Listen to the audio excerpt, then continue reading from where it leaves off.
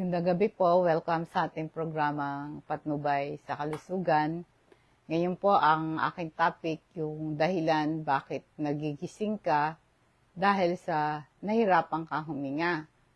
Alam mo, marami pong dahilan bakit nagigising ka na habang masarap ang tulog mo sa gabi, bigla ka na lang nagising kasi dahil hirap ka ngang huminga. Ang common causes po nito ay ating tatalakayin. Maganda po kung kayo ay hindi pa nag-subscribe sa aking YouTube channel, Rose Alfonso. Please click po yung subscribe, pati yung bell, para updated kayo sa aking health topic. Ganoon din po sa aking official Facebook page, Patnubay sa Kalusugan. Please po i-click yung follow, like, and share. Ngayon, ang isang reason bakit nagigising ka habang tulog ka, yung po bang meron tinatawag na sleep disorder, yung sleep apnea. Ito po ay brief interruption ng paghinga habang natutulog. Yung mga tao merong sleep apnea, ito po ay naghihilik ng malakas. Tapos, pag hilik nila ng malakas, magigising sila at hinahabol ang kanilang hininga. Isang reason bakit pag habang natutulog ka, nagising ka, na-interrupt ang tulog mo dahil sa meron kang breathing problem, ang isa po doon ay sleep apnea. Ngayon, ang pangalawa din, yung chronic lung condition na maaring namamaga yung daanan ng hangin, no? Katulad po ng hika. Pagka hinika ka, uubuhin ka, tapos parang pinipigay yung dibdib mo, kakapusin ka ng hininga. Yun, bigla ka nagising, maaring meron kang nalanghap, nasinghot, nakain, hindi ka natunawan, nagiging dahilan po ito ng pagkakaroon po ng atake ng hika. Bigla na lang naninikip ang dibdib mo, kakapusin ka ng hininga. Ang allergy din, ito'y sanhi ng pamamaga ng ilong at daanan ng hangin na nagiging dahilan ito ng hirap kang huminga. Kaya nga po yung mga pagbahing-bahing, yung runny nose, pangati ng mata at saka congestion, ito'y sample ng allergy na nagiging dahilan na habang natutulog ka, bigla ka nagigising, nahirapan kang huminga. Isang reason din bakit nagigising ka dahil sa yung breathing problem, maaaring meron kang heart failure. Ito yung condition na yung puso mo, hindi po siya effectively mag-pump ng dugo ng maayos. Kaya pagka meron kang heart failure, nagkakaroon ka ng pangapos ng hininga, hapo, at pamamaga ng paa at kamay mo. Nagiging dahilan din po yung heart failure na yon sa pagkakaroon mo ng breathing problem, nagigising ka dahil habang tulog ka. Ngayon, ang pag inatak ka ng pagkabalisa or anxiety, kakapusin ka rin ng hininga, naninikip ang dibdib mo at nahihilo ka. Kaya ang gawin mo para masolusyonan yan, dapat meron kang tulog na sapat na tulog para maiwasan mo yung paggising na meron kang difficulty breathing. Iwasan mo yung pag-inom ng caffeinated drinks, mga alcohol, bago ka humiga. Kasi yung caffeine, ito po ay stimulant, nakakapigil ito sa ability mo na matulog ka. Kaya ang effect po ng caffeine ay gising ka. Kaya iwasan mo yung pag-inom ng kape sa bandang hapon. Maring lalo na po bago bedtime. Usually, maganda sa umaga para energetic ka the whole day. Yung alak, usually po ay talagang nakakasira ng sleep cycle mo yung alcohol sa gabi, na yung nagiging shallow yung paghinga mo at sabi po ng expert, iwasan mo ang pag-inom ng alcohol sa bandang 3 hours bago ka matulog. Iwasan mo yung mga substances na to, caffeine and alcohol. Ito po ay nagpo-promote ng relaxed state at inaalaw yung body mo na na yung sleep cycle mo nasisira. Kaya para ma-reduce yung panganib sa paggising mo, tapos nagkakaroon ka breathing problem, iwasan mo yung dalawang substance na yon, alcohol and caffeine. Ang ating pong supplement na Super B Complex, nagpo-promote ito ng masarap na tulog at nare-reduce yung pagising sa gabi. Ito po kasing Super B Complex na to, meron siyang B6 and B12. Involved ang B6 at B12 sa production ng neurotransmitter na nagre-regulate ng mood, sleep-wake cycle. Ang kakulangan po ng vitamin B6 at B12 na matatagpuan mo sa Super B Complex, ito po ay potentially nagko-contribute ito sa sleep problem. So, para ma-solve yan, mag-take ka ng Super B Complex sa umaga, 30 minutes bago ka mag-almusal. Ngayon, para maiwasan mo yung paggising at meron kang hirap na paghinga, meron kang i-regulate mo yung sleep schedule mo. Mag-stick ka doon kahit sa weekend. Yung regular sleep schedule mo ay napakahalaga nito sa ma-reduce mo yung panganib ng breathing difficulties sa gabi. Meron tayong tinatawag na internal clock regulation. Yung ating katawan, meron tayong natural internal clock, tinatawag nating circadian rhythm. Ito po ang nagre-regulate ng ating sleep-wake cycle.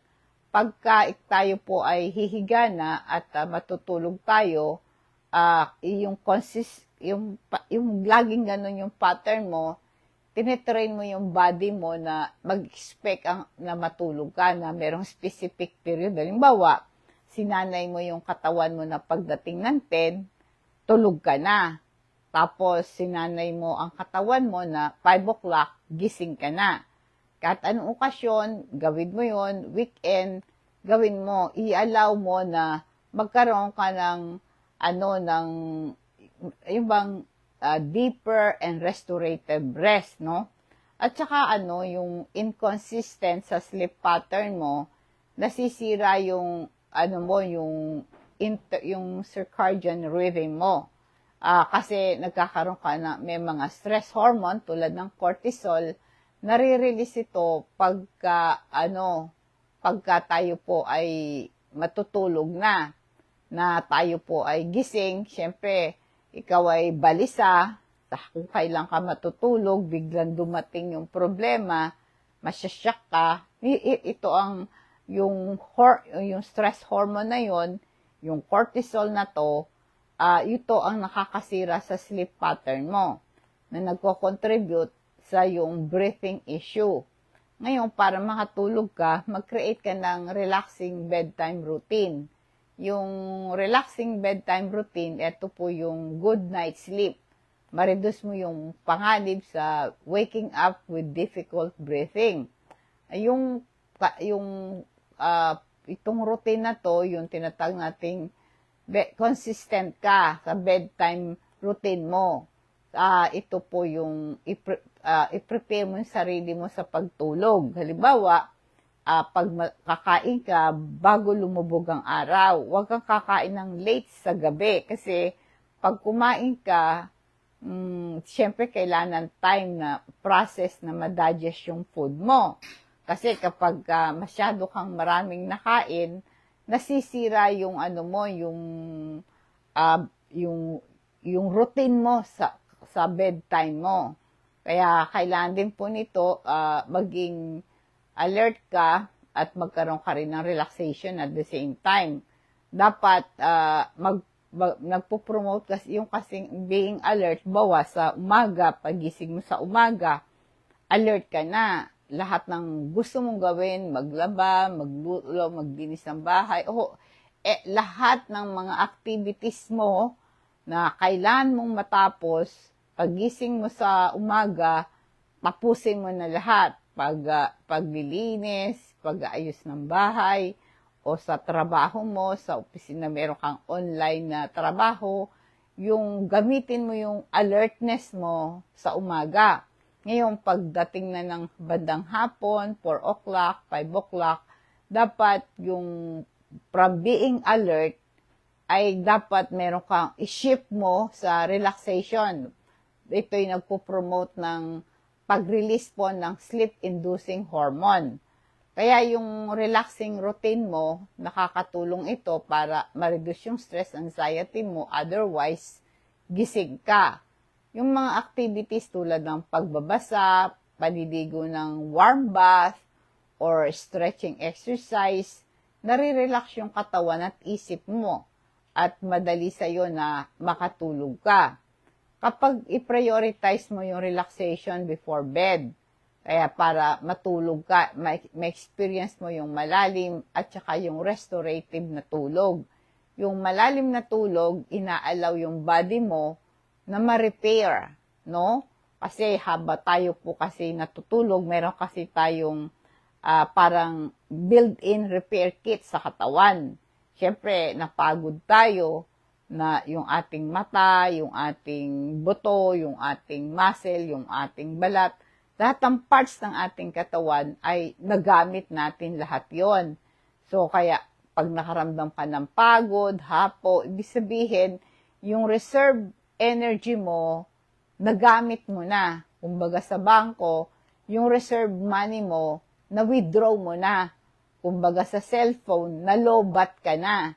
Kaya ngayon, para magamit mo ulit yung cellphone mo, dapat fully charged ka. So, habang natutulog ka sa gabi, meron kang 7 to 8 hours na tulog, yung deeper sleep na yan, inaalaw yung body mo na ma-repair siya effectively. May improve yung overall health mo, nare-reduce yung breathing difficulties mo. Kaya nga po, habang nagkakaedad tayo, nagkakaroon tayo ng sleep problem, kaya kailangan po yung relaxing bedtime routine, tulad ng warm bath, tapos meron kang essential oil, tulad ng ating crystal oil, at ipahid mo yan sa katawan mo. Maaring magbasa ka ng book, makinig ka ng mga soothing music, mag-practice ka ng mga stretching exercise, meditation, relaxation, mayroon tayong time to worship God.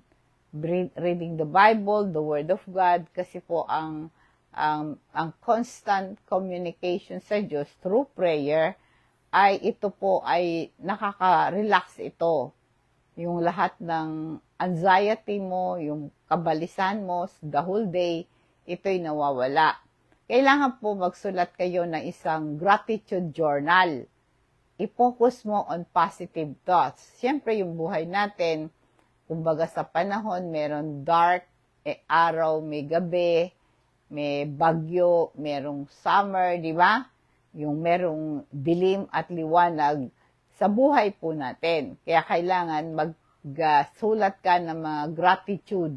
Anong mga dapat mong pasalamatan? Tulad po kami ng last week, ay yung connection ng kuryente namin sa Meralco napatid. Kaya mula Lunes hanggang Huwebes ng gabi, wala kaming kuryente sa bahay. So, paano ko ipo-focus sa positive thoughts? O, di ang positive thoughts, natanggal lang yung kuryente, hindi naman nasunog yung bahay, di ba? So, yun yung mga dapat. So, kahit na walang kuryente, ay may ilaw pa rin kami, no? So, ngayon, ibig sabihin, nakakagawa ka ng, mga positive dun sa nangyayari sa'yo. Bawa, nawalan ka ng pera, nadukutan ka, sabihin mo na lang, hindi ikaw ang nagnakaw, ikaw na nakawan, di ba? Maaring nawala yung, yung cellphone mo, pero you're still alive.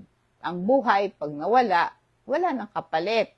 Yung cellphone, pag nawala, may kapalit yon, di ba? Kaya mag-create tayo ng positive thoughts para maiwasan natin yung stress. Kasi pag nag-stress ka, maglalabas ka ng stress hormone na cortisol, na ito ang magpapagising sa'yo at nagkakaroon ka ng chest tightness, no? pag matulog tayo sa isang i-dim mo yung light mo, wag masyadong maliwanag yung paligid mo. Wag naman yung, madilim na madilim. Dim, may light, kaya lang dim, no? At saka mag-create ka ng quiet and dark sleep environment. Mag-establish ka ng relaxing bedtime routine, iset mo yung sarili mo sa better night sleep, i-reduce mo yung panganib sa pagising mo na meron kang breathing problem. Alam mo yung calcium magnesium, ang potential benefit po nito, nakakatulong po yan para makatulog ka yung calcium magnesium. Kasi yung magnesium na yan ay yung nerve, yung muscle function mo, ay ito'y nagpo-promote ng relaxation. Kasi nakaka-regulate ng neurotransmitter ito, nagpo-promote ng relaxation and calmness. At yung transition mo mula sa pagkagising mo, sa pagtulog mo, napakabilis. Na ito po isang supplement, yung calcium magnesium, ay nakakatulong kasi, at lalo na po yung calcium, tumutulong siya sa production ng melatonin. Alam natin ang melatonin, ito yung natural na hormone na lumalabas sa brain na pampatulog. Kaya kung nagtitake ka ng calcium magnesium sa gabi, ito yung pampatulog. Make sure na ang bedroom mo ay dark, quiet, and cool. Hindi naman po yung lamig na lamig ka or init na init ka. Yung tama lang, yung cool lang, no? At saka importante na para magkaroon ka ng good sleep, ma-reduce yung panganib sa breathing problem, ay kailangan po ay ang ating pong yung darkness nagpo-promote ng production ng melatonin. Ito yung hormone na nagre-regulate ng sleep-wake cycle. Yung dim light exposure ay yung dark, hindi po yung maliwanag. Kasi pagka meron kang ilaw na nakapaligid sa'yo, yung exposure sa liwanag, yung melatonin na production, mahirap na mag-function at hindi ka makatulog. Kaya yung kailangan mo ng mga blackout curtain, mga eye mask, maaaring i-turn off mo yung mga electronics mo before bed, ma-ensure mo yung darkness. Huwag pang manood ng TV sa gabi, na at ito pong blue lights ay ito'y nakakapigil sa production ng melatonin. Pati syempre yung ingay, di ba? Yung kasing nasisira yung sleep pattern mo pag maingay, lalo na po sa mga yung maraming kapitbahay, close ka sa kapitbahay, lalo na po sa mga squatter area, di po ba, wala silang privacy, dikit-dikit sila, may ingay kapitbahay, tapos sa padanood nila ng TV, or pag nagbibidyoke pa sila, itong ingay na yan ay nakakapigil sa sarap ng tulog mo. Kaya yung quiet environment, ito po yung nagpo-promote ng masarap na tulog. Pwede kang, kung maingay, mag-earplug ka, ang bahay mo, i-soundproof mo para hindi pumasok yung ingay. Tapos yung meron kang temperature regulation kasi ang katawan natin naturally nagko-cool down yan pag tulog tayo. Kaya pagka masyadong mainit ay di hirap kang matulog. Kaya yung cool temperature, ideal po ito sa promoting deeper sleep. Yung bang malamig po yung kwarto nyo, hindi mainit. Be sure, no, na itong mga mag-create ka ng environment na para yung body's natural sleep processes mo ay magpatuloy para ma-improve yung sleep quality mo, ma-reduce po yung waking up with breathing difficulties sa gabi. So, kailangan magpa-check up pa sa doktor kung meron kang trouble sa breathing, na kung iniisip nyo po na meron kang sleep disorder. Ulit po, maligo ka nga, maligamgam, tapos pwede ka magpunas ng crystal oil. ipahid mo sa dibdib mo, sa likod mo, sa lalamunan mo, sa sintido mo, sa mga binti mo, at least yung naamoy mo, yung scent ng crystal oil. Ito rin po yung nakaka-reduce ng pain, inflammation, muscular pain, nag-i-improve ito ng sleep quality. Nare-relieve po yung headache, amuyin mo lang, nakakaalis ng hilo, bara ng ilong, nakiklear yung congestion mo, na-improve yung respiratory health mo.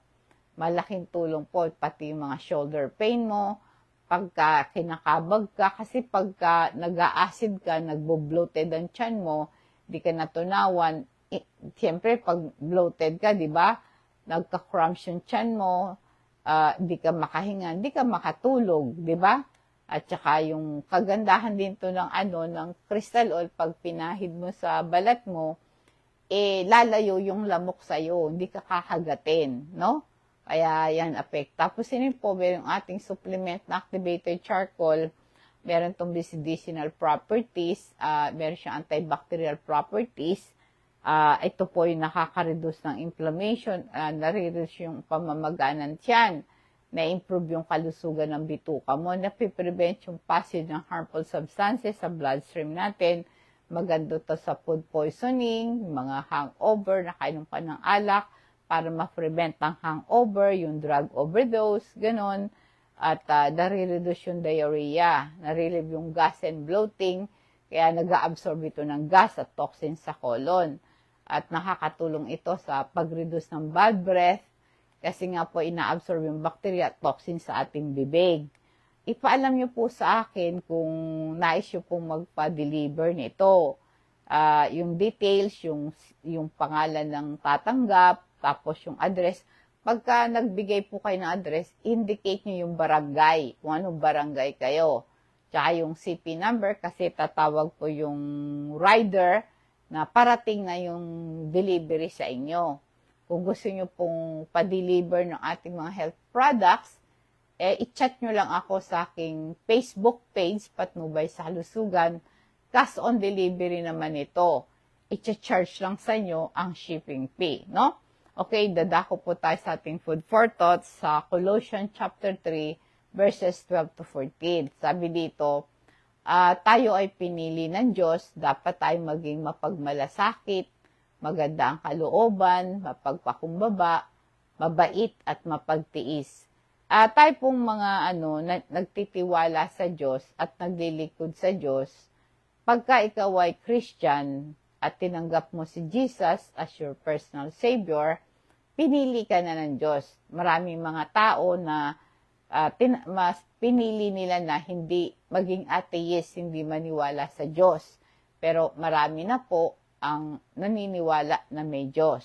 Kaya kung tayo po yung mga Christian, para malaman natin na tayo totoong tagasunod ni Kristo, ang ating Diyos, dapat makita sa atin yung mapagmalasakit tayo, concerned tayo sa ating mga kasama, sa church, sa bahay, ganun.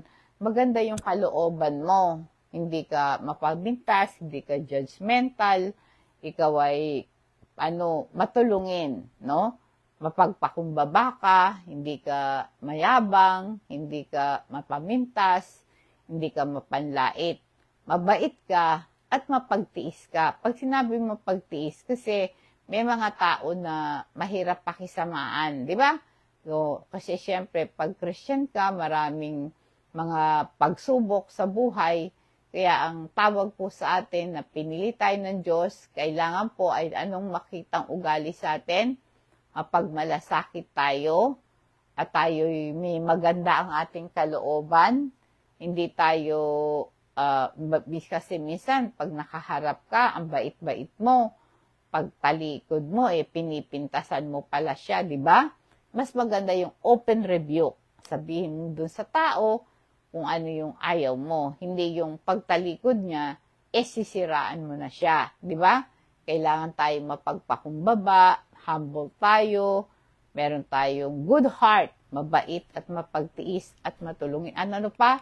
Mapagpasensya daw tayo sa isa, mapagpatawad tayo, kung ano man merong kang hinanakit, kanino man, magpatawad ka, dahil pinatawad tayo ng Diyos. Kaya sabi, because we are God's chosen people, holy and dearly loved, kaya bihisan mo ang sarili mo na may compassion, kindness, humility, and gentleness and patience, at bear with each other and forgive whatever grievances you may have against one another. Forgive us, the Lord forgive you. Magandang gabi po. Nawa po ang pagpapala, patnubay ng Diyos ang sumatid, and God bless us all.